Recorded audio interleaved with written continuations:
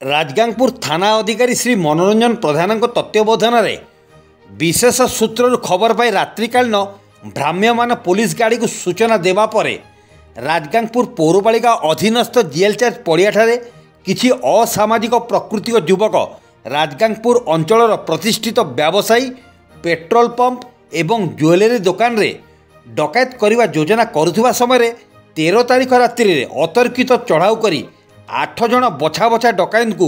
माड़ी बसबारे सफल होइतिले। सेमानंक मध्यरे Vishal Shankhari, Mukesh Lahiri Lakhuapada, Vishal Shah, Shubham Sahu बगीचापड़ा,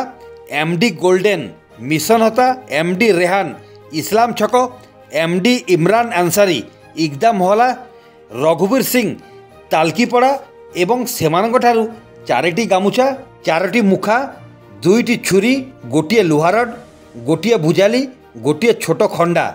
2टी Lanka powder packet, 2 इंचर sellotape 2टी एवं 2टी टर्च लाइट जबत करा जायथिबा राजगांगपुर थाना अधिकारी श्री मनोरंजन प्रधान एक प्रेस विज्ञप्ति माध्यम रे सूचना देइथिले। उक्त खबर राजगांगपुर एवं आखपाख अंचल रे पुलिस विभाग एक बड़ सफलता बोली साधारण मत प्रकाश पाई। सुंदरगढ़ जिला राजगांगपुर देवव्रत मित्रंक रिपोर्ट, क्रांति ओडिशा।